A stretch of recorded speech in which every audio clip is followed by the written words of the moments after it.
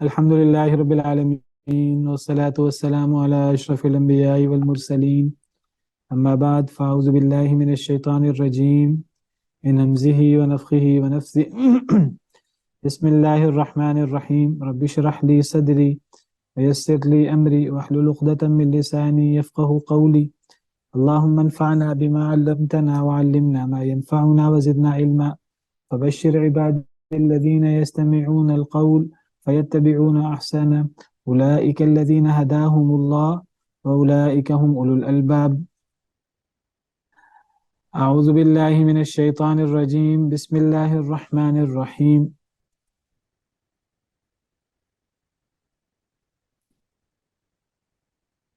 يا أيها الذين آمنوا اذكروا الله ذكرا كثيرا وسبحوه بكرة وأصيلا.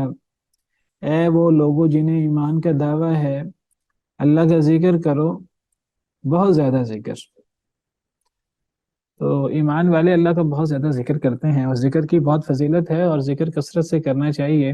اور جو ایمان والے نہیں ہیں یا جن میں نفاق ہے وہ اللہ کا تھوڑا ذکر کرتے ہیں.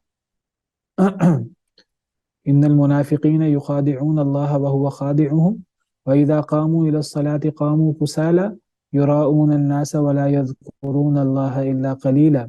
منافقین جب نماز کے لیے کھڑے ہوتے ہیں سستی سے کھڑے ہوتے ہیں اور وہ اللہ کا بہت تھوڑا ذکر کرتے ہیں.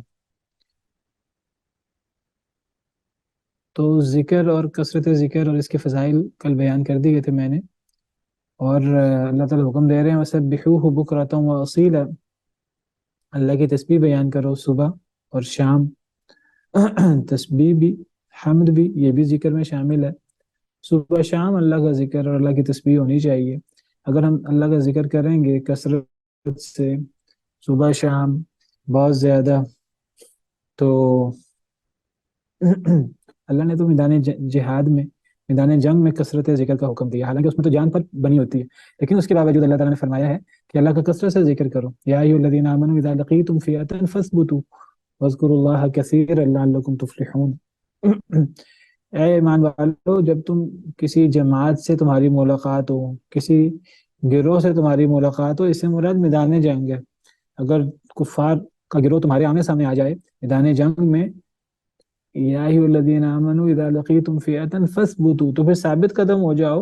واذکروا اللہ کثیرا، اور اللہ کا کثرت سے ذکر کرو. لعلکم تفلحون، تاکہ تم کامیاب ہو جاؤ. تو میدان جنگ میں کامیابی کے لیے کثرت ذکر ضروری ہے. حالانکہ اس میں تو انسان کی جان پر بنی ہوتی ہے، لیکن کثرت ذکر وہاں بھی معاف نہیں ہے.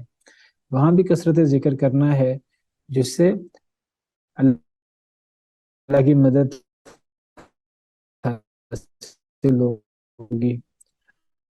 سیدنا زکریا علیہ السلام نے زبان اللہ نے پھر بھی کثرت ذکر کا حکم دیا.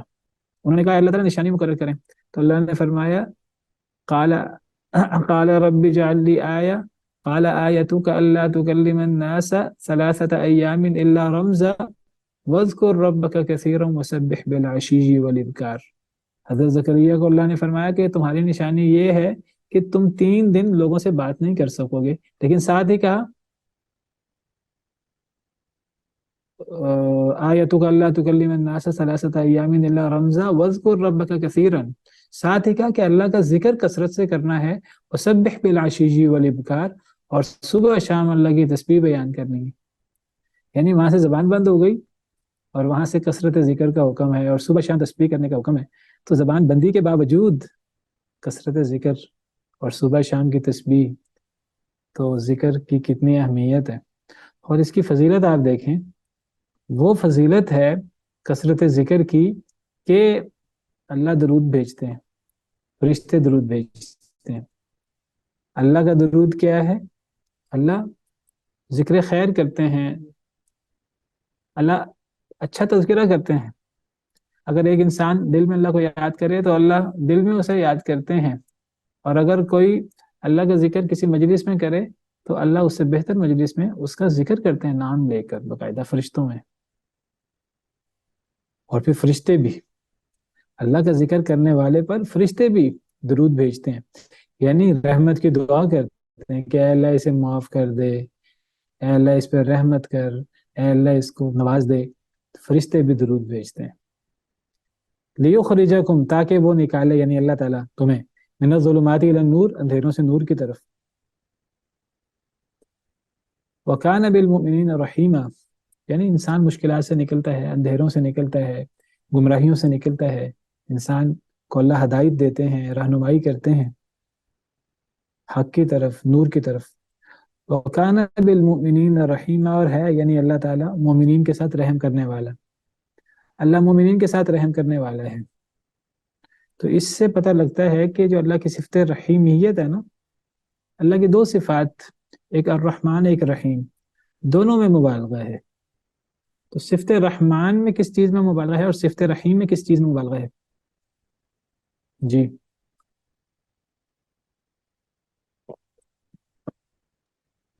बिल्कुल सूरह फातिहा में और बिस्मिल्लाह की तफसीर में, बिस्मिल्लाहिर्रहमानिर्रहीम अल्हम्दुलिल्लाहि रब्बिल आलमीन अर्रहमानिर्रहीम, सबसे पहले इसी की वजाहत आमतौर पर की जाती है।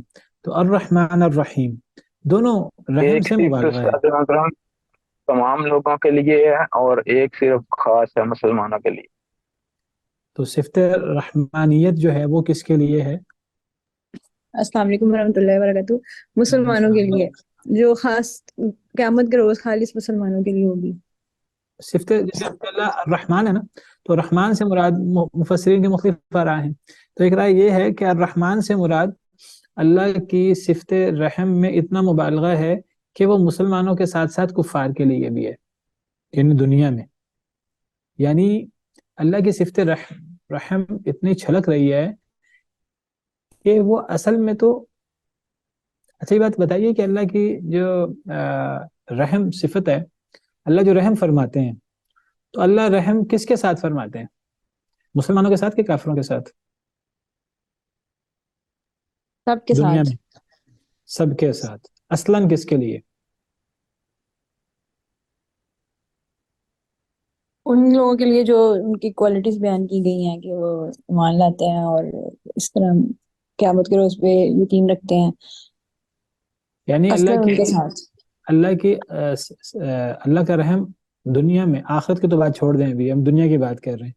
दुनिया में अल्लाह का रहम, अल्लाह का इनाम मोमिनों के लिए भी है, कुफार के लिए भी। असल किसके लिए है?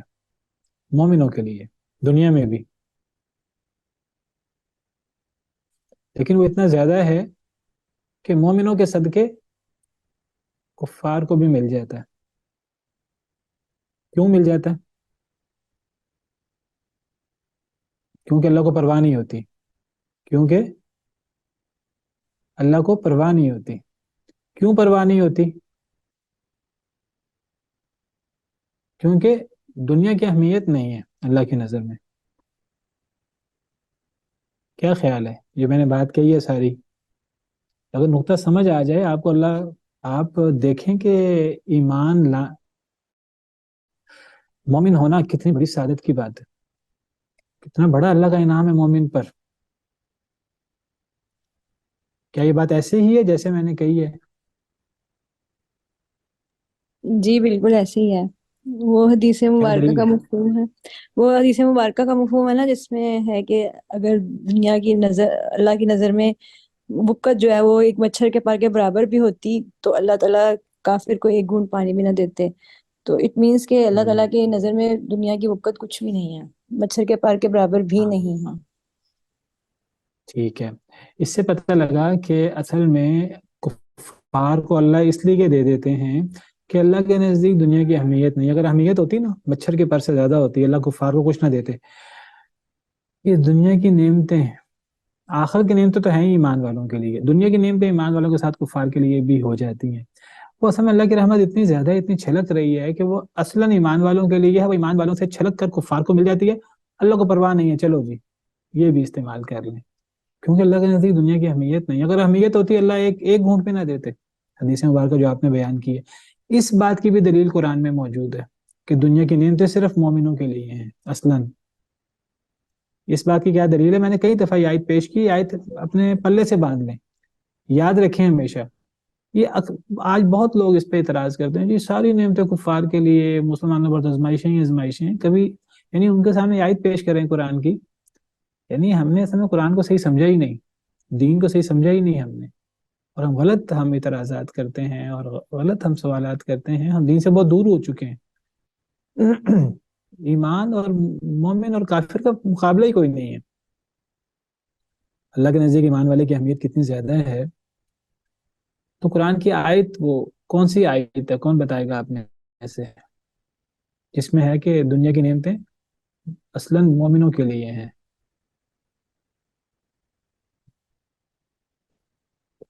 چلیں وہ آیت کس صورت میں ہے؟ میں نے کئی دفعہ سالم آیت مدد پیش کی ہے. اس آیت سے بھی مفہوم نکلتا ہے نا کہ جس میں ہے کہ اللہ تعالیٰ جو مومن ہوگا اللہ تعالیٰ اس کو دنیا میں پاکیزہ زندگی بسر کروائیں گے.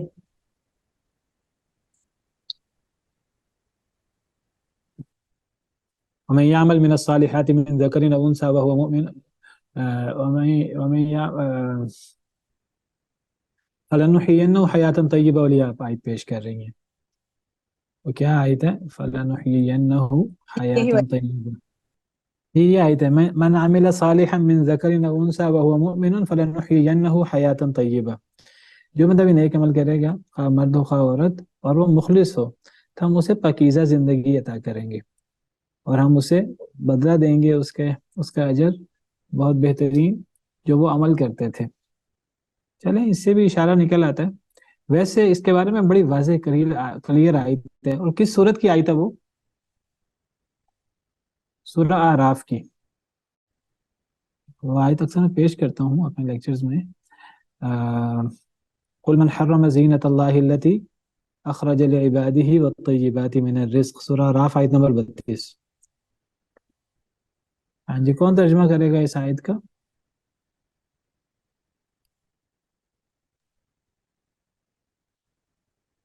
کہہ دیجئے کس نے حرام کی ہے زینت اللہ کی التی وہ اخراج جو نکالی ہے اس نے عباد ہی اپنے بندوں کے لیے والطیبات من الرزق اور رزق میں سے پاکیزہ چیزیں. کیا مطلب ہوا؟ بالکل ٹھیک صحیح ترجمہ کیا ہے. کیا مراد ہوا؟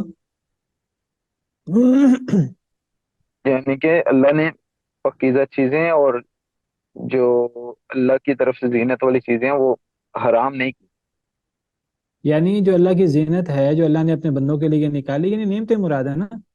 اور پاکیزہ رزق یہ بھی اللہ کی بہت بڑی نعمت ہے. تو اللہ کی وہ زینت جو اللہ نے بندوں کے لیے نکالی ہے یعنی اللہ نے جو چیزیں بندوں کے لیے حلال کی ہیں اللہ کی مرضی اللہ جو چیز حلال کر دیں جو ہمارے لیے فائدہ مند ہے اور اللہ جو چیز حرام کر دیں وہ چیزیں ہمارے لیے نقصان دہ ہیں.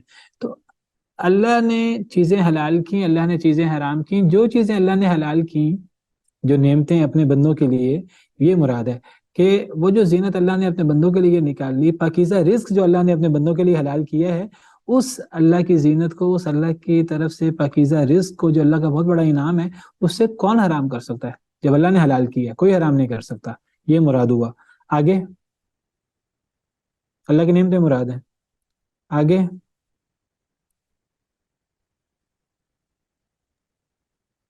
قل ہی للذین کہہ دیجئے یہ ہے ان لوگوں کے لیے آمن جو ایمان لائے فی الحیات الدنیا دنیا کی زندگی میں خالصتاً خالص یوم القیامت قیامت کے دن کو خالص کرتے جی ہوئے قیامت کے دن. جی اس سے کیا مراد ہے؟ یہ ہے اصل میں وجہ استشہاد. یہ ہے اصل میں نقطے کی بات. کہ یہ ہیں ان لوگوں کے لیے جو ایمان لائے دنیا کی زندگی میں تو قیامت کے دن کو خالصتاً یوم القیامہ کا کیا مطلب ہے؟ خاص کر قیامت کے دن یہ نعمتیں یہ بھی اس کا مطلب بن سکتا ہے. اور جی قیامت والے دن خالصتاً انہی کے لیے ہوگی مومنوں کے لیے. یعنی کیا مطلب؟ یعنی کہ صرف انہی کے لیے ہوں گی مومنوں کے لیے ہوں گی. قیامت کے دن صرف مومنوں کے لیے اور دنیا میں؟ دنیا میں ایمان لائے دنیا ہیں مومن اور کافروں دونوں کے لیے ہو جائیں گے نا. یہاں سے ہاں پوائنٹ تو یہی نکال سکتے ہیں نا جی کیا پوائنٹ نکلا؟ کہ نعمتیں دنیا میں کفار کو بھی ملیں گی اور آخرت میں خالص صرف مومنوں کو ملیں گی. آپ صحیح جگہ پہنچ کے تھوڑا سا ایک اضافہ کر لیں. ایک نقطہ یہ بھی بنتا ہے کہ مومنوں کو دنیا میں بھی اس ملیں لیے گی. تھوڑی سی ادھر ہوتی ہے تھوڑی سی ادھر ہوتی ہے. جی جی راشد صاحب. میں نا ڈرائیونگ کر رہا ہوں ساتھ، جی جی اس اچھا. لیے تھوڑی سی توجہ ادھر ہوتی ہے تو تھوڑی واپس ہو لیکن جاتی ہے. لیکن آپ صحیح جگہ پہنچے ہیں، لیکن تھوڑا سا اضافہ کر لیں. بالکل صحیح آپ نے کہا ہے، تھوڑا سا اضافہ کر لیں بس. بالکل یہی مراد ہے. دیکھیے اللہ تعالیٰ یعنی اپنی نعمتوں کی بات کر رہے ہیں، زینت کی بات کر رہے ہیں، اور پاکیزہ رزق کی. پہلے اللہ نے ان کی بات کی. اللہ کہتے ہیں جب اللہ نے حلال کیا کون حرام کرنے والا؟ کوئی حرام نہیں کر سکتا. پھر اللہ کہتے ہیں کہ یہ چیزیں ایمان والوں کے لیے ہیں دنیا میں، اور آخرت میں خالص. دو باتیں پتہ لگی. ایک بات پتہ لگی کہ یہ جو اللہ کی زینت ہے جو اللہ نے بندوں کے لیے نکالی ہے، پاکیزہ رزق، یہ ایمان والوں کے لیے خالص طور پر آخرت میں ہے. خالص کا مطلب ہے کہ ایک گھونٹ بھی اللہ کی زینت کا اور نعمتوں کا آخرت میں کفار کو نہیں ملے گا. یہ ساری چیزیں آخرت میں مومنوں کے لیے خالص ہیں. خالص کا مطلب کہ صرف مومنوں کے لیے، کفار کے لیے نہیں. اور دنیا میں آپ نے کہا دنیا میں مومنوں کے ساتھ کفار کے لیے بھی ٹھیک ہے، لیکن ایک اضافہ کر لیں دنیا کے حوالے سے. وہ کیا اضافہ کرنا ہے آپ خود بتا دیں. آپ خود بتائیں گے تو آپ کو یاد رہے گا.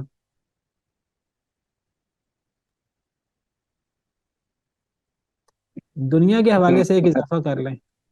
وہ اضافہ یہ ہے کہ دنیا میں مومنوں کے ساتھ کفار کو بھی ملیں گی، لیکن دنیا میں ملتی کس کی وجہ سے ہیں؟ جو میں نے بات کی تھی شروع میں، ایمان والوں کی وجہ سے. مومنوں کی وجہ سے، یعنی کہ کفار کو بھی ملتی ہیں تو وہ مومنوں کی وجہ سے ملتی یہ نکلتا کہ نہیں نکلتا اس آیت کریمہ سے؟ یہ بتائیے. بالکل نکلتا ہے.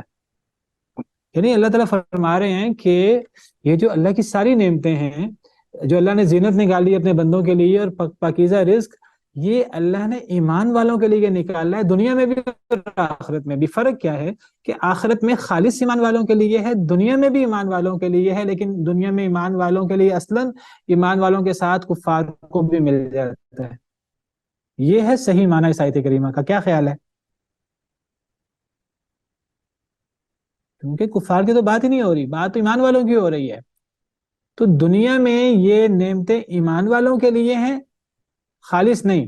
آخرت میں بھی یہ نعمتیں ایمان والوں کے لیے ہیں، خالص.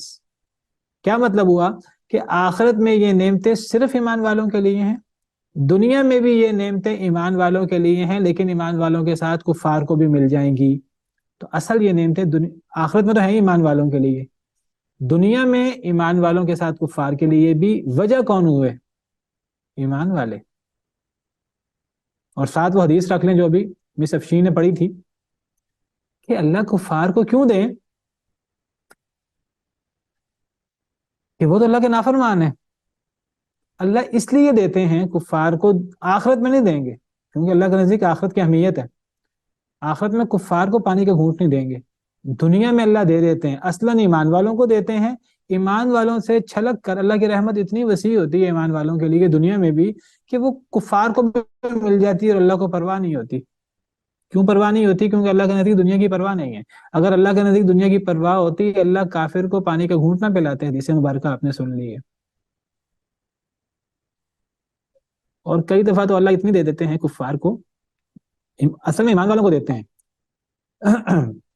وہ ایمان والوں سے آگے بڑھ کر کفار کو بھی مل جاتی، کئی دفعہ اتنی مل جاتی ہے. اللہ کہتے ہیں کہ اگر مومنوں کے لیے آزمائش نہ ہوتی تو ان کے لیے گھر اور ان کے لیے مسہریاں اور ان کے لیے سیڑھیاں یہ سونے کی بن جاتی. یعنی اللہ کو دنیا کی نعمتوں کی پرواہ نہیں ہے. لیکن دنیا کی نعمتیں دنیا کی، کیونکہ دنیا کی نعمتیں اصل میں نعمتیں ہیں ہی نہیں آخرت کے مقابلے میں. وہ پانی کا وہ قطرہ جو سمندر سے اگر ہم انگلی ڈالیں تو انگلی کے ساتھ جو پانی کا قطرہ لگتا ہے پھر بعد میں خشک بھی ہو جاتا ہے. دنیا کی ساری نعمتوں کی حیثیت آخرت کے مقابلے میں یہ ہے. اللہ کے نزدیک کیا پرواہ ہو دنیا کی نعمتوں کی. کفار بھی چلو وقتی فائدہ اٹھا لیں، بہت تھوڑا سا. یہی بات اللہ نے فرمائی تھی. حضرت ابراہیم نے کہا اے اللہ مکہ والوں کو، ایمان والوں کو رزق، مکہ کو پاک امن والی جگہ بنا دے اور پھلوں کا رزق دے اہل مکہ کو، ایمان والوں کو. اللہ نے فرمایا کفار کو بھی دے دوں گا. قال ومن کفر فامتعه قلیلا ثم اضطره الى عذاب النار. اللہ نے یہ نہیں فرمایا کہ نہیں ایمان والوں کو نہیں دوں گا. اللہ نے فرمایا ایمان والوں کو ہی دوں گا. ایمان والوں کی وجہ سے ہی وہ رزق ملے گا، لیکن ایمان والوں کے ساتھ کفار کو بھی مل جائے گا. وقت تھوڑا ملے گا، یعنی دنیا کی حد تک. آخرت میں ان کے لیے آگ ہے. یہی مطلب ہے متاع قلیل ثم مأواہم جہنم، بہت تھوڑا فائدہ ہے پھر ان کا ٹھکانہ جہنم ہے، وبئس المہاد، اور بہت برا ٹھکانہ ہے۔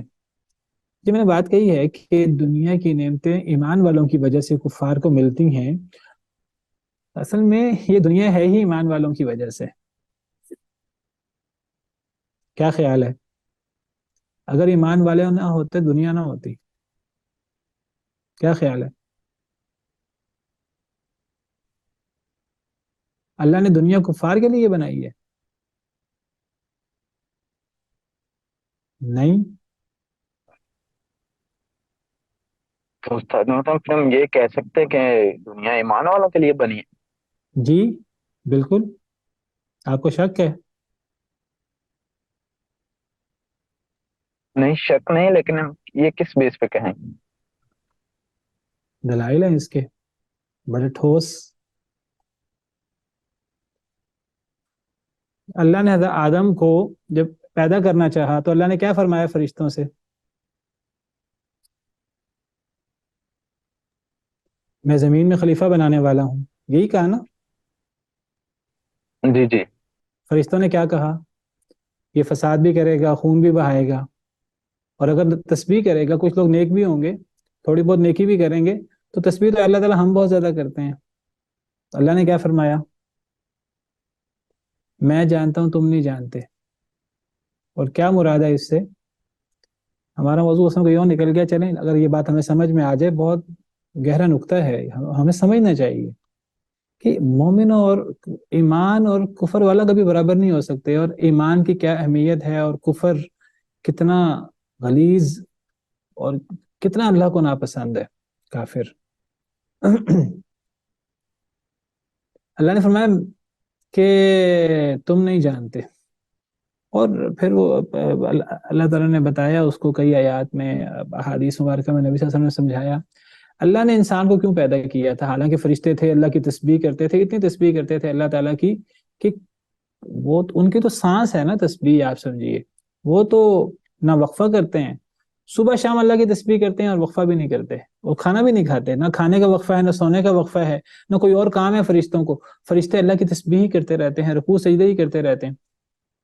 قرآن میں ہے یسبحون اللیل والنہار لا یفترون، صبح شام اللہ کی تسبیح کرتے ہیں، اور وہ اس میں وقفہ بھی نہیں آتا۔ اور حدیث مبارکہ میں ہے کہ آسمان اٹھ چکا ہے، اور حق ہے کہ آسمان اٹھ جائے، کہ آسمان میں 3 انگلیوں کے برابر بھی جگہ نہیں ہے جہاں کوئی فرشتہ موجود نہیں ہے جو یا رکوع میں ہے یا سجدے میں ہے، اللہ کی عبادت ہو رہی ہے، اللہ کی تسبیح ہو رہی ہے، اتنی اللہ کی تسبیح کرتے ہیں فرشتے۔ فرشتوں نے کہا اللہ انسان کو پیدا کرنے کی کیا ضرورت ہے؟ تو اللہ نے فرمایا میں جانتا ہوں تم نہیں جانتے، یعنی انسان کو اللہ نے کیوں پیدا کیا؟ فرشتے اللہ کی اتنی تسبیح کرتے تھے۔ اللہ تعالیٰ نے سورۃ ملک میں کہا ہے کہ ہم نے خلق الموت والحیات لیبلوکم ایکم احسن عملا۔ اصل میں انسان کا اور فرشتوں کا فرق یہ ہے، فرشتے اپنی مرضی سے اللہ کی عبادت نہیں کرتے، وہ پابند ہیں، مجبور ہیں، ان کے پاس اختیار نہیں ہے۔ انسان اختیار کے ساتھ اللہ کی عبادت کرے گا، اور جو اختیار کے ساتھ اللہ کی عبادت کرے اور اسے گناہ کرنے کا بھی اختیار ہو، لیکن پھر وہ اللہ سے ڈر کر گناہ چھوڑ دے، تو اللہ کو یہ بندہ بہت پسند ہے، فرشتوں سے زیادہ پسند ہے۔ کیا خیال ہے؟ کہ جو شخص اختیار کے بعد اللہ کی عبادت کرے، گناہ کرنے کا اختیار رکھتا ہو، فرشتے تو اختیار ہی نہیں رکھتے، تو پھر وہ اللہ کی عبادت کرے، تو وہ پھر اللہ کو فرشتوں سے زیادہ محبوب ہے، اور اللہ نے اس کے لیے پھر بہت بڑا انعام رکھا ہے، دنیا میں بھی پاکیزہ زندگی، اور آخرت میں جنت۔ جنت فرشتوں کے لیے نہیں ہے۔ فرشتوں نے کہا اللہ آپ نے دنیا انسانوں کو دے دی، جنت ہمیں دے دے۔ اللہ نے فرمایا نہیں، میں نے جسے اپنے ہاتھ سے پیدا کیا، جنہیں میں نے کن کہہ کر پیدا کیا، میں انہیں اس کی طرح کیسے کر دوں جسے میں نے اپنے ہاتھ سے پیدا کیا؟ یعنی اللہ نے فرشتوں کو کن کہہ کر پیدا کیا، اور اللہ نے سیدنا آدم علیہ السلام کو، ہمارے باپ کو، اپنے ہاتھ سے پیدا کیا، بما خلقت بیدی۔ اللہ کہتے ہیں کہ میں فرشتوں کو جنہیں میں نے کن کہہ کر پیدا کیا، انہیں میں اس آدم کی طرح کیسے کر دوں جسے میں نے اپنے ہاتھ سے پیدا کیا؟ لیکن وہ آدم اور وہ آدم کی اولاد جو اپنے اختیار کے ساتھ اللہ کی عبادت کریں، وہ فرشتوں سے افضل ہو جاتے ہیں، اور ان کے لیے دنیا بھی پاکیزہ، دنیا کی زندگی بھی، اور آخرت میں جنت۔ فرشتے آ کر سلام کریں گے والملائکۃ یدخلون علیہم من کل باب سلام علیکم بما صبرتم، فرشتے سلام کو حاضر ہوں گے، خدمت کو حاضر ہوں گے جنتوں میں۔ اللہ نے فرشتوں سے سجدہ کروایا، کن انسانوں کے لیے؟ کفار کے لیے، نافرمانوں کے لیے۔ آخرت کفار کے لیے، نافرمانوں کے لیے؟ دنیا کفار کے لیے، نافرمانوں کے لیے؟ نہیں، ایمان والوں کے لیے۔ اللہ نے دنیا ایمان والوں کے لیے بنائی ہے۔ اللہ کو پتہ تھا کہ تھوڑے لوگ حضرت آدم کی اولاد میں اختیار کے بعد اللہ کی عبادت کریں گے، زیادہ لوگ نہیں کریں گے۔ شیطان نے بھی کہہ دیا تھا، لمبا قصہ ہے، میں وہ بیان نہیں کرتا، وقت تھوڑا ہے، تو شیطان نے بھی کہہ دیا تھا زیادہ کو میں گمراہ کر دوں گا۔ اللہ نے کہا تھا، شیطان نے بھی کہا تھا الا عبادک منہم المخلصین، کچھ آپ کے مخلص بندے ہوں گے، انہیں میں گمراہ نہیں کر سکوں گا۔ اللہ نے ان چند مخلص لوگوں کے لیے یہ دنیا بنائی ہے اور ان کے لیے آخرت ہے۔ اگر یہ چند نیک لوگ نہ ہوتے، دنیا نہ ہوتی۔ دنیا میں نبی موجود ہو، یہ نیک لوگ موجود ہوں، اس قوم پہ اللہ کا عذاب ہی نہیں آتا۔ استغفار کرنے والے موجود ہوں نا، وما كان الله ليعذبهم وانت فيهم وما كان الله معذبهم وهم يستغفرون، اللہ عذاب نہیں دے گا انہیں، ان کفار کو، ان کے کفر و شرک کے باوجود، جب تک اے نبی آپ ان میں موجود ہیں، جب تک استغفار کرنے والے موجود ہیں۔ دوسری آیت میں ہے وما كان ربك ليهلك القرى بظلم واهلها مصلحون، اللہ کسی بستی کو اس کے ظلم کی وجہ سے ہلاک نہیں کرتا اگر اس بستی میں اصلاح کرنے والے چند موجود ہوں، چند سر پھرے، اصلاح کرنے والے موجود ہیں، اس بستی پر عذاب نہیں آتا اللہ کا۔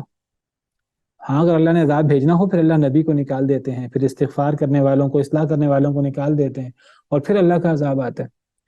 یہ اتنی برکت ہے یہ نیک لوگوں کی، ان کی وجہ سے دنیا اور دنیا کی نعمتیں ہیں، اور اگر یہ لوگ نہ رہیں تو دنیا ختم ہو جائے۔ آپ کو پتا دنیا کن لوگوں پر قائم ہوگی قیامت؟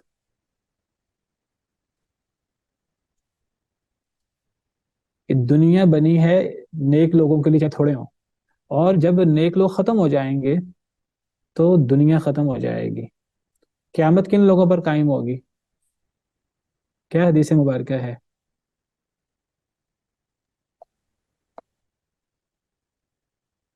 بدترین لوگوں پر۔ جب دنیا میں ایک بھی مسلمان نہیں ہوگا نا، ایک بھی اللہ کہنے والا نہیں ہوگا، تو قیامت آ جائے گی۔ یہ اہمیت اللہ کے ہاں ایمان والے کی، جب تک دنیا میں ایمان والے موجود ہیں قیامت نہیں آئے گی۔ قیامت تب آئے گی جب دنیا میں اللہ کہنے والا کوئی نہیں ہوگا۔ یہ سارے دلائل ہمیں کیا بتاتے ہیں؟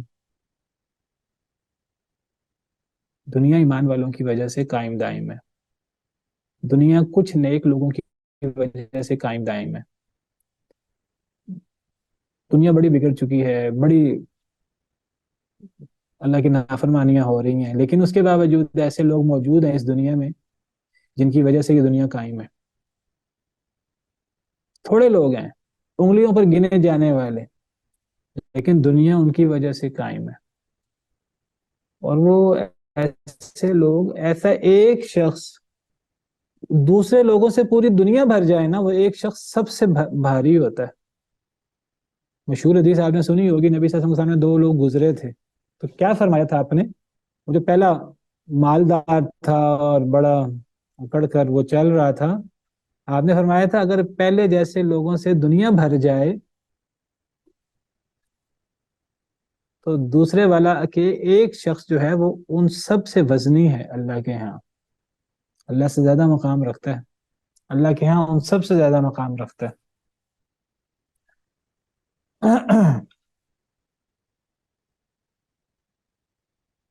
کافر کو تو اللہ پانی کا گھونٹ نہ دیتے، تو اگر کوئی نعمت مل رہی ہے تو مسلمانوں کی بدولت مل رہی ہے۔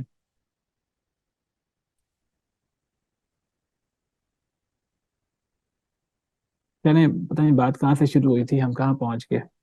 ہاں، وَكَانَ بِالْمُؤْمِنِينَ رَحِيمًا، رحمان کی بات ہو رہی تھی۔ تو اللہ کی جو صفت رحمان ہے وہ اتنی اللہ کی رحمت چھلک رہی ہے ایمان والوں پر دنیا میں، آخرت میں تو ہے ہی ایمان والوں کے لیے، دنیا میں بھی ایمان والوں کے لیے اللہ کی رحمت اتنی چھلک رہی ہے کہ وہ ایمان والوں کے ساتھ کفار تک پہنچ جاتی ہے اور کفار بھی اس سے فائدہ اٹھا لیتے ہیں. لیکن آخرت میں اللہ کی رحمت صرف اور صرف اور صرف ایمان والوں کے لیے ہوگی. کافر پانی کا گھونٹ مانگیں گے, کھانے کا ایک لقمہ مانگیں گے. کافروں کو پانی کا گھونٹ کیا, ان کو بالٹیاں اور اتنا زیادہ پانی ملے گا, لیکن وہ سارا پانی کھولتا پانی ہوگا اور وہ اسے پئیں گے پیاسے اونٹ کی طرح, اور وہ گرم ترین پانی ہوگا, وہ عذاب ہے. فشاربون علیہ من الحمیم فشاربون شرب الہیم. اور کھانا کیا ہوگا؟ زقوم کا درخت. اور زقوم کا درخت وہ ایک عذاب ہے, حلق سے گزرے گا نہیں, حلق میں اٹک جائے گا, اور پیٹ میں پہنچے گا تو پیٹ میں جا کر ایسے کھولے گا جیسے ابلتا پانی. ان شجرۃ الزقوم طعام الاثیم کالمہل یغلی فی البطون کغلی الحمیم. زقوم کا درخت گناہ گاروں کا کھانا ہے, اور گناہ گاروں کا کھانا ہے, اور وہ پیٹ میں جا کر ایسے کھولے گا جیسے ابلتا ہوا پانی, تلچھٹ کی طرح ہوگا. کھانا بھی ان کا عذاب, پینا بھی ان کا عذاب. جہنم نیچے ہے, جنت اوپر ہے. اہل جہنم جنت والوں سے کہیں گے کہ اے اہل جنت, اے اصحاب جنت, ہم پہ پانی کا کوئی گھونٹ بہا دو, میٹھے پانی کا, ٹھنڈے پانی کا, کوئی پاکیزہ کھانے کا ایک لقمہ ہمیں دے دو. سورہ اعراف میں ونادى اصحاب النار اصحاب الجنة ان افیضوا علینا من الماء او مما رزقکم اللہ. اہل نار اہل جنت کو پکاریں گے اور کہیں گے ہم پر تھوڑا سا پانی بہا دو, یا جو اللہ نے تمہیں رزق دیا کھانا وہ ہمیں دے دو, پھل. تو وہ کیا کہیں گے آگے سے؟ قالوا ان اللہ حرمہما علی الکافرین. وہ کہیں گے اللہ نے ان دونوں چیزوں کو کافروں پر حرام کر دیا. تو آخرت میں اللہ کی رحمت صرف مومنین کے ساتھ. تو رحمان میں مبالغہ ہے, وہ مبالغہ وسعت میں ہے کہ دنیا میں اللہ کی رحمت مسلمانوں کے کو ملتے ملتے ساتھ کافروں کو بھی مل جاتی ہے. یہ اللہ کی رحمت کا مبالغہ ہے, صفت رحمان. اور رحیم اس میں بھی مبالغہ ہے, اس میں دوام میں مبالغہ ہے. رحمان میں وسعت میں مبالغہ ہے کہ وہ زیادہ لوگوں کو وہ رحمت مل جاتی ہے, مسلمانوں کے ساتھ کفار کو مل جاتی ہے. رحیم میں بھی مبالغہ ہے, رحم صفت رحمت کا, لیکن وہ ہمیشہ ہمیش کے لیے دوام میں مبالغہ ہے, اور وہ مومنین کے لیے, دنیا میں بھی ایمان والوں کے لیے, اور وہ آخر تک ہمیشہ ہمیش کے لیے, خالدین فیہا ابدا. تو یہ وکان بالمؤمنین رحیما, اللہ مومنین کے ساتھ رحیم ہے. تو اللہ کی صفت رحیم, یہ جو صفت ہے, یہ صرف مومنوں کے لیے ہے, دنیا اور آخرت میں ہمیشہ ہمیش کے لیے. رحمان وہ صرف دنیا میں, دنیا کی حد تک, وہ مومنوں کے ساتھ کفار کو بھی مل جاتی ہے. واللہ تعالی عالم. دنیا انسان کے لیے بنائی گئی ہے. دنیا اللہ نے نیک لوگوں کے لیے بنائی تھی. نیک لوگوں کے ساتھ آزمائش چونکہ ہے, تو جو برے لوگ ہیں وہ بھی دنیا میں موجود ہیں. جب نیک لوگ ختم ہو جائیں گے تو دنیا ختم ہو جائے گی. جب تک نیک لوگ باقی ہیں دنیا قائم رہے گی. اللہ کو پتہ تھا, اللہ نے اصل میں فرشتے اللہ کی عبادت کرتے تھے بغیر اختیار کے. اللہ نے کہا میں ایسی مخلوق پیدا کروں جو اختیار کے ساتھ اللہ کی عبادت کرے. اللہ نے عبادت کرنے اپنے اختیار کے ساتھ عبادت کرنے والوں کے لیے دنیا بنائی تھی. وہ تھوڑے تھے ہمیشہ, حضرت آدم سے لے کے آج تک, اور وہ آگے بھی تھوڑے ہیں, وہ تھوڑے ہوتے جا رہے ہیں مزید. جب وہ ختم ہو جائیں گے تو دنیا ختم ہو جائے گی. تو دنیا نیک لوگوں کے لیے بنی ہے, یہ میں کہہ رہا ہوں. جی انہوں نے سوال کیا ہے کہ دنیا تو, لوگ کہتے ہیں کہ دنیا تو نبی کے لیے بنی ہے. یہ بات لوگ کہتے ہیں, اہل علم نہیں کہتے. اہل علم کیا کہتے ہیں؟ اہل علم ظاہری بات ہے وہ بات کہتے ہیں جو قرآن میں ہے یا حدیث مبارکہ میں. قرآن کیا کہتا ہے دنیا کس کے لیے بنی ہے؟ قرآن کیا کہتا ہے؟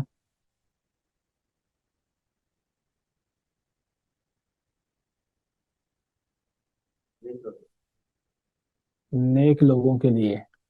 قرآن کی آیت ہے وما خلقت الجن والانس الا لیعبدون. میں نے جن اور انسانوں کو اپنی عبادت کے لیے پیدا کیے. قرآن بھی یہ بات کہتا ہے. دنیا تو عبادت کے لیے بنی ہے, اللہ کی عبادت کے لیے. اور اللہ کی عبادت سے مراد کیا ہے؟ اللہ کی عبادت سے مراد صرف یعنی نماز نہیں ہے. عبادت میں ہر وہ چیز آ جاتی ہے جو اللہ کو راضی کرے, چاہے ہمارا قول ہو چاہے ہمارا فعل ہو.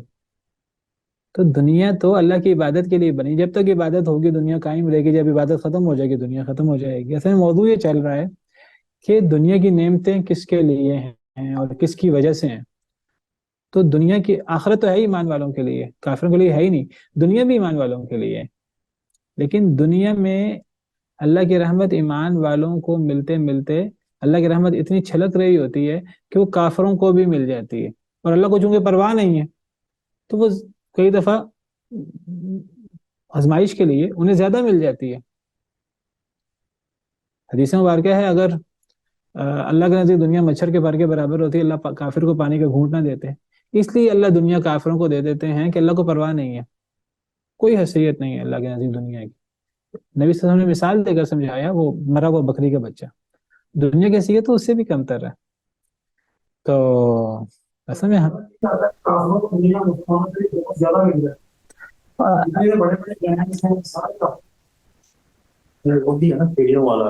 جی جی، اصل میں اس حدیث اس آیت میں بھی یہی بات موجود ہے، قرآن کی آیت ہے وَلَوْلَا أَن يَكُونَ النَّاسُ أُمَّةً وَاحِدَةً لَجَعَلْنَا لِمَن يَكْفُرُ بِالرَّحْمَنِ لِبُيُوتِهِمْ سُقُفًا مِّن فِضَّةٍ وَمَعَارِجَ عَلَيْهَا يَظْهَرُونَ، کہ اگر فتنے کا اندیشہ نہ ہوتا، اللہ کافروں کے گھر، ان کی سیڑھیاں، ان کی مسہریاں، ان کے دروازے اللہ سونے چاندی کے بنا دیتے۔ کیوں؟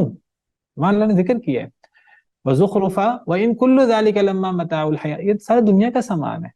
دنیا کا سامان اللہ نے اس کو یعنی بڑے ہلکے انداز میں بیان کیا کہ دنیا کا سامان، دنیا کی کیا وقت ہے۔ وَالْآخِرَةُ عِندَ رَبِّكَ لِلْمُتَّقِينَ، آخرت اللہ کے نزدیک متقین کے لیے۔ اصل میں بات یہ ہو رہی تھی کہ کافروں کو مل جاتی ہے آزمائش کے لیے، اگر اللہ مومنوں کو اتنا دے دیتے نا، مومن اللہ سے دور ہو جاتے۔ جس طرح اللہ قرآن میں فرماتے ہیں وَلَوْ بَسَطَ اللَّهُ الرِّزْقَ لِعِبَادِهِ لَبَغَوْا فِي الْأَرْضِ، اگر اللہ لوگوں کے لیے رزق پھیلا دیں تو لوگ باغی ہو جائیں۔ وَلَٰكِن يُنَزِّلُ بِقَدَرٍ مَّا يَشَاءُ، لیکن اللہ تعالیٰ اندازے کے مطابق اتارتے ہیں، حساب کے مطابق اتارتے ہیں۔ میں اصل میں بات یہ نقطہ کی بات میں بتا رہا تھا، دنیا مومنوں کے لیے، مومنوں کی وجہ سے دنیا قائم ہے۔ اللہ نے عبادت کے لیے دنیا بنائی ہے، جب تک مومن ہے چاہے تھوڑے ہیں، انہی مومنوں کی برکت سے دنیا قائم ہے۔ یعنی بفرض سمجھ لیں کہ 100 میں سے ایک مومن ہے، 99 کافر ہیں، ایک مومن کی وجہ سے 99 لوگ سروائیو کر رہے ہیں۔ جس دن وہ مومن ختم ہو گیا دنیا ختم ہو جائے گی۔ دنیا صرف اللہ نے نیک لوگوں کے لیے بنائی ہے، نیک لوگوں کے ساتھ ساتھ کفار بھی فائدہ اٹھا لیتے ہیں، اللہ کو پرواہ کوئی نہیں ہے، آزمائش کے لیے۔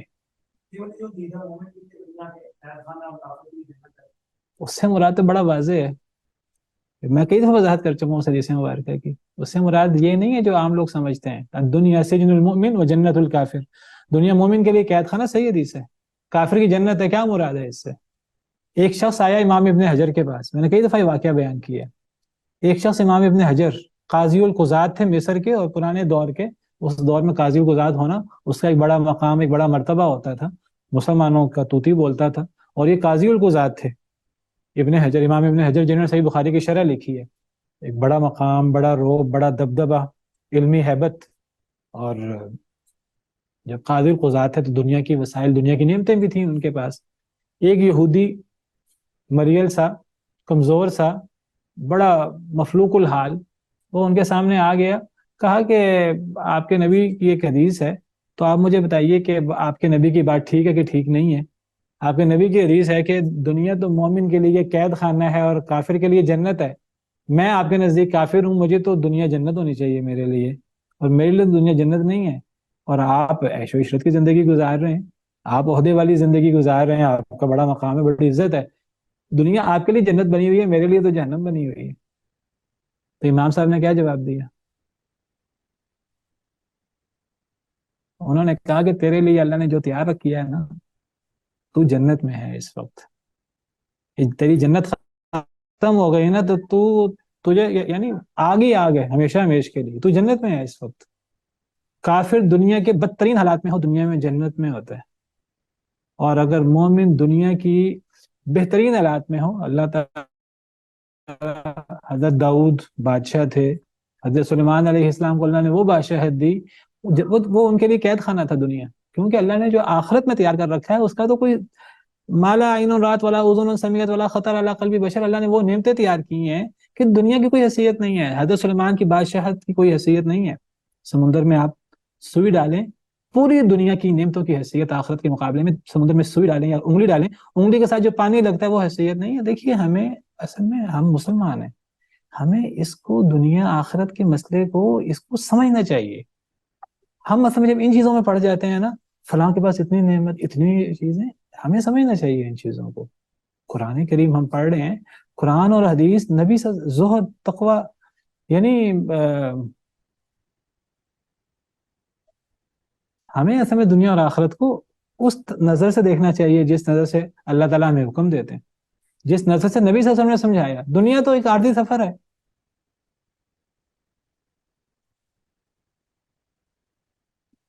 آپ کو اختیار ملا کہ آپ چاہیں تو آپ بادشاہ نبی بن جائیں، چاہیں تو آپ مسکین نبی۔ آپ نے فرمایا میں ایسا ہی، اللہ آپ نے دعا کی اللہ تعالیٰ سے، اللہم اجعل رزق آل محمد قوتا، اے اللہ آل محمد کا رزق بس اتنا ہو کہ جی کمر سیدھی رہے۔ بعض حدیث میں یہاں ہے ایک دن رزق ملے، ایک دن فاقہ ہو، تاکہ صبر کریں، جس دن رزق ملے اس دن شکر کریں۔ جن کے سامنے دنیا اور دنیا کی حقیقت واضح تھی، ان کو تو یہ مسئلہ صحابہ کرام کے سامنے یہ مسئلہ نہیں تھا۔ اور اگر کسی نے ذکر کیا، ایک دفعہ حضرت عمر نے نبی صلی اللہ علیہ وسلم کو دیکھا، وہ جب آپ نے الا کیا تھا بیویوں سے، تو آپ بالا خانے میں موجود تھے، تو حضرت عمر آئے آپ کے پاس، تو نبی صلی اللہ علیہ وسلم چٹائی پہ لیٹے ہوئے ہیں، جسم مبارک پر کپڑا نہیں تھا، اوپر ہی جسم پر تو نشان پڑے ہوئے تھے جسم پر۔ جب حضرت عمر آئے تو اٹھ کے بیٹھے، حضرت عمر رونا شروع ہو گیا نبی صلی اللہ علیہ وسلم کو دیکھ کر کہ جی یہ روم اور فارس تو عیش کریں، ان کی عیشیں، اور آپ اللہ کے نبی اور سید الانبیاء والمرسلین، تو آپ کی یہ کیفیت دنیا کے اندر۔ تو حضرت نبی صلی اللہ علیہ وسلم فرمایا کہ اے عمر تمہیں سمجھ ہی نہیں آئی، یہ دنیا ہے، یہ دنیا عارضی چیز ہے، اللہ نے ہماری آخرت رکھی ہے، ہم آخرت دیکھتے ہیں اور آخرت کا مقابلہ کرتے ہیں۔ ہمارا مسئلہ یہ ہے آج ہم نے دنیا کا مقابلہ کرنا شروع کر دیا ہے، تو آج ہمارے دلوں میں سوالات پیدا ہوتے ہیں، کفار کے لیے یہ، کفار کے لیے یہ، کفار کے لیے دنیا، پہلے تو دنیا کی حقیقت سمجھیے، دنیا کی نعمتیں بھی مسلمانوں کی بدولت ہیں اللہ کے نزدیک۔ یعنی حضرت نوح نے اپنے بیٹے کو نصیحت کرتے ہوئے فرمایا، صحیح حدیث مبارکہ ہے، فرمایا کیا بیٹا کہ اگر اللہ کا جو ترازو ہے، اللہ کے اس ترازو میں زمین و آسمان اور ہر چیز آ جاتی ہے ایک ترازو میں، اگر ایک ترازو میں زمین و آسمان دنیا کی ساری نعمتیں اور سارے وزن ڈال دیے جائیں، آسمان و زمین و ما فیہا، اور دوسرے ترازو میں اگر اللہ رکھ دیا جائے یا لا الہ الا اللہ، بعض حدیث میں لا الہ الا اللہ، بعض حدیث میں اللہ ہے، وہ جھک جائے گا۔ یہ اصل میں ہم مسلمان اصل میں یہ چیزیں ہم بھول چکے ہیں۔ اصل ایمان ہے، اصل چیز تقویٰ ہے، اصل چیز نیکی ہے۔ میں نے آپ کو سارا ذکر کیا، مثال دے کر سمجھایا، ایک مسلمان ہو، ہزاروں کفار ہوں، ایک مسلمان کی بدولت دنیا قائم رہے گی۔ قیامت نہیں آئے گی جب تک ایک مسلمان بھی نہیں ہوگا۔ مسلمان قیامت کیسے آ سکتی ہے جب مسلمان موجود ہو، تو اللہ کہنے والا موجود ہو، لولا لنگڑا مسلمان بھی ہوگا نا، قیامت نہیں آئے گی۔ جب مسلمان ختم ہو جائیں گے تو قیامت آئے گی۔ یہ اہمیت ہے ایک مسلمان کی، اللہ کے ہاں مقام ہے ایک مسلمان کا۔ گیا گزرا مسلمان بھی جو ہے، تو ہم ان چیزوں میں پڑ جاتے ہیں، جو کفار کے پاس اتنی نعمتیں، ہمارے لیے کیا ہے؟ آخرت ہے، اور کیا چاہیے؟ اور دنیا بھی اللہ نے دنیا کے اندر بھی بہت آزمائش ہے، نعمتیں بھی ہیں اور آزمائش بھی ہے۔ نبی صلی اللہ علیہ وسلم نے فرمایا مالی ولی دنیا، کیا ہے میرے لیے اور دنیا کے لیے؟ دنیا کے ساتھ ہمارا کیا تعلق ہو؟ میری تو مثال ایسے ہے جیسے آپ کے فرمان کا مفہوم ہے کہ جیسے کوئی شخص جو ہے وہ سفر کرتے ہوئے درخت کے نیچے سستانے بیٹھ جاتا ہے۔ اب جو درخت کے نیچے سستانے بیٹھتا ہے اس کی منزل کہیں اور ہے، وہ کبھی بھی درخت کے نیچے کوئی لمبے چوڑے انتظامات نہیں کرے گا۔ اصل ہمارا مسئلہ یہ، ہم نے دنیا کے اندر جب لمبے چوڑے انتظامات کرنا شروع کر دیے نا، ہمیں پھر شکایات پیدا ہونا شروع ہوئی ہیں، شکوے پیدا ہونا شروع ہوئے ہیں، ہمارے پاس یہ نہیں، ہمارے پاس یہ نہیں، یہ تو منزل ہے ہی نہیں، یہ تو ایک سفر ہے عارضی۔ تو وہ درخت کے نیچے اندر زمین پہ بھی بیٹھ جاتا ہے وقتی طور پر، اصل منزل تو آگے ہے، اس منزل کی طرف سب نے جانا ہے، اس منزل کو ہم نے بلایا ہوا ہے۔ ہم دنیا کو جنت بنانے میں لگے ہوئے ہیں، دنیا نہ کسی کے لیے جنت بنی ہے، نہ کسی کے لیے جنت بنے گی۔ بات بالکل صحیح ہے، قرآن اور حدیث بڑے باتیں ہیں، لیکن اصل میں وہی دنیا میں ہم بہت زیادہ اپنے آپ کو جو رنگینیوں میں اور रोशनी में माइंड कर रही है, इसकी वजह से वो ईमान के जरिए नहीं रहती। ये सवाल सहाबा के नहीं थे। वो चीजें भी आगे निकाला है, ये इसके बारे में आपके सवाल के सवाल में लोग कहेंगे कि वो ये मतलब है कि वो आएगी इमाम, ये भी तो चीजें के लिए नजर आए। ये ये या अपने नजरिए अगर तुम्हें नजर आ सके आपको क्या होगा, मैं आपको ये पकड़ा करूंगा, थोड़ा तो शर्म नहीं, आप मूवी है तो आपको ये क्या के लोग ऐसे कह रहे हैं, कोई बात नहीं। देखो ना, अब अशरा मुबशरा में से अबू उबैदा बिन जर्राह, अशरा मुबशरा में से हजरत उमर से कहते हैं कि आप फलस्तीन फतह करने हजरत उमर आए ना सफर करके, आपके कपड़े जो है ना उनमें पैबंद लगे हैं, आप खलीफा मुसलमानों के, आपका वकार होना चाहिए। हजरत उमर ने कहा अबू उबैदा को तुम्हारे अलावा कोई और कहता मैं उसको कोड़े लगाता। मुसलमान की इज्जत कपड़ों में तो नहीं है, मुसलमान की इज्जत तो तकवा में है। देखिए आज हम जो है ना, हम बातें करते हैं जी हमने दूसरों से मिलना है, वकार होना चाहिए, इज्जत होनी चाहिए, ओहदा होना चाहिए, उससे मुसलमानों की अहमियत बनेगी। हजरत उमर को समझ नहीं आती थी, नबी सल्लल्लाहु अलैहि वसल्लम को समझ नहीं आती थी। तो ये चीजें बड़ी वाज़ेह हैं, ये हमने असल में ना अपने आप को मुतमिन किया हुआ है उल्टे सीधे दलाइल से, दुनिया की नेमतें हासिल करने के लिए, दुनिया की रंगीनियों में।